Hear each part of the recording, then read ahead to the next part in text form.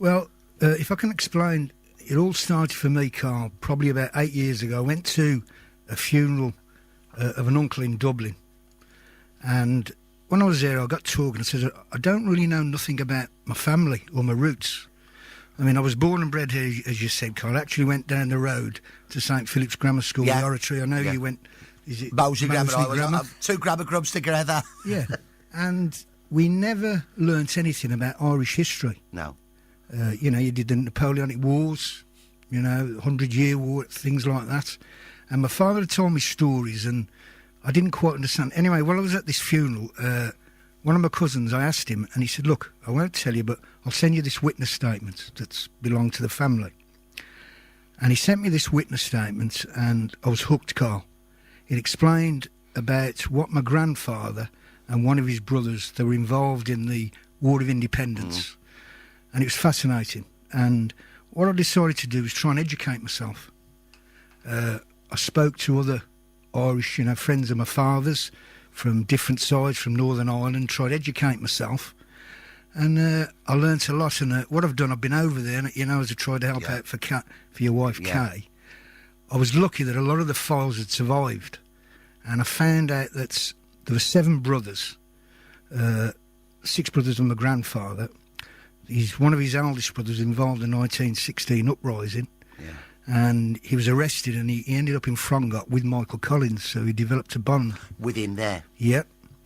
And because of that, then my grandfather and the other brothers joined, and they were involved in what they called, it was the Irish Volunteers then. Yes. Okay.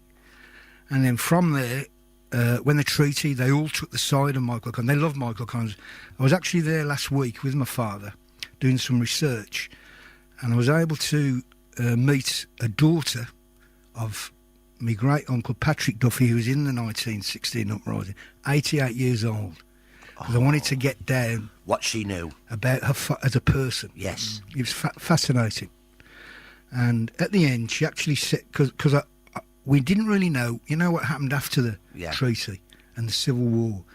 And I asked her the question, I says, which way did you fight? She said, that man, Michael Collins, she said, he loved him.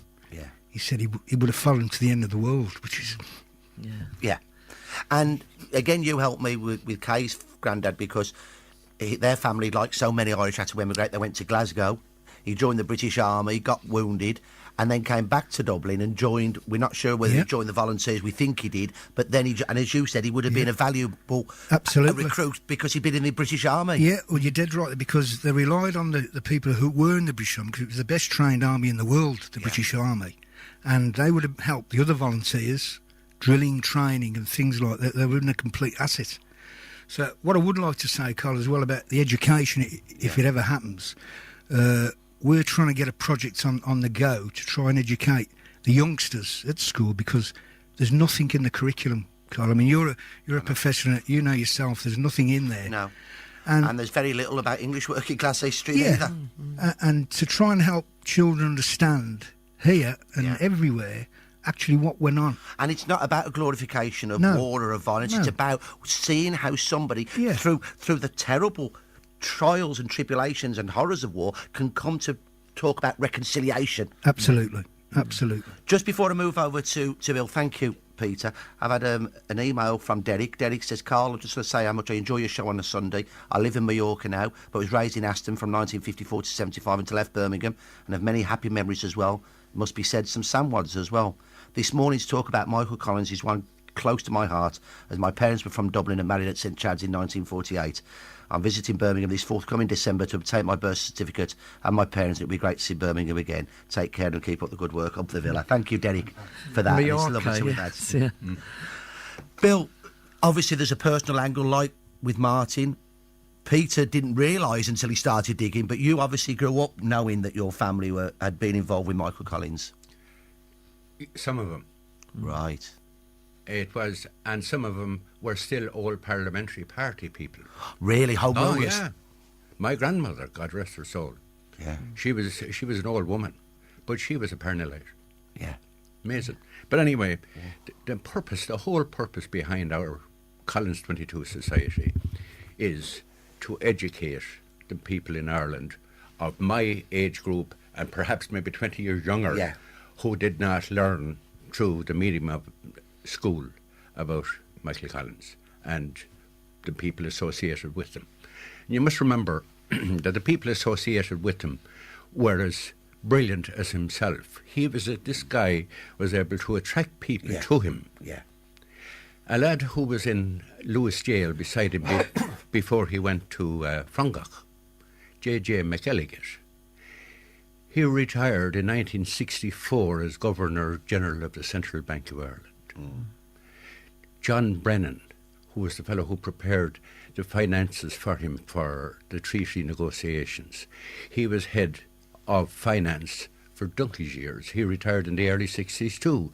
So just an idea of the people he was able to get around him. Yes. Now, we've got about 3 minutes left before the end of the show. If people want to find out more about the society, to become involved, to learn more about Collins, what should they do, Martin? We have our website. Bill. Our website is www.generalmichaelcollins.com. It's generalmichaelcollins.com. And if you write to info@generalmichaelcollins.com, I personally, that is my email address. Thank you, Bill. We will get in touch with you and we'll communicate with you. We have a monthly newsletter. We send out the gossip and the information and new stuff as it comes up.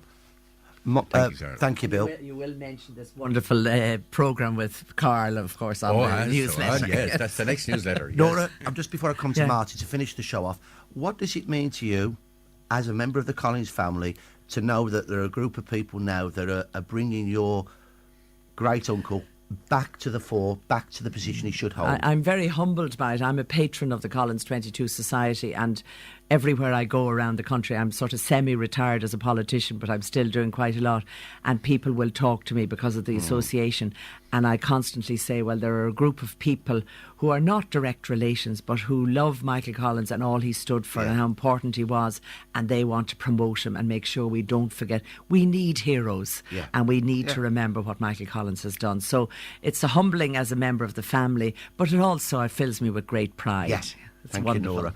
Martin, I know there's a number of people you want to thank before we finish. Well, Brendan Farrell from the Irish Post. Brendan has been a great friend of ours. And the Harp, of course, now. And the Harp, obviously, he's working with now. The Irish World has been supportive of us. Really, the whole community, the Irish Heritage Group, led by Anne Scott and Ernie and them all of the gang down there that Patsy Davies were there and last night. Patsy Davis and Patricia Wright with the Irish Forum. Patricia gives us support as well, and as was Peter mentioned earlier, our plan is to try and maybe get some form of Irish history into the schools at some stage, and in the not too distant future. That's our aim. And just thank everybody, all our supporters. And as Bill said, our website address is generalmichaelcollins.com. And if you just put in General Michael Collins, it will come up. And the branches, if they click on the branches there, they'll catch up with us here in Birmingham and the UK region. And what we're up to and where. And then for the Irish version of it, they click on there. We have a branch in America as well. Do you have regular meetings in Birmingham, Martin? Well, Peter and I have a meeting every day. And then in email contact with me every week.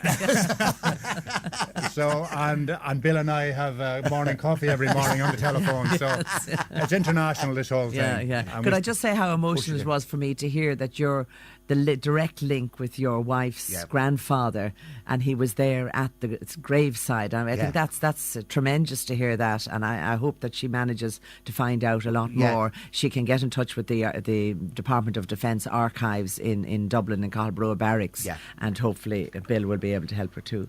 Bill, thank you, Nora. Michael Collins is our George Washington. He's our Churchill. He's our Gandhi. He's our whatever. He is the greatest patriot Ireland ever had. And you put those people together, for me as an Englishman, whatever Churchill may have done in domestic policy, that man was the greatest ever English man. Yes. He saved us from dictatorship and worse in the Second World War. And I just want to say thank you to all of you for joining me today. I think it's a wonderful thing to see the Queen, Her Majesty, with the Duke and the Taoiseach and his wife sitting underneath a portrait of Michael Collins, and I'm sure he would have been proud himself.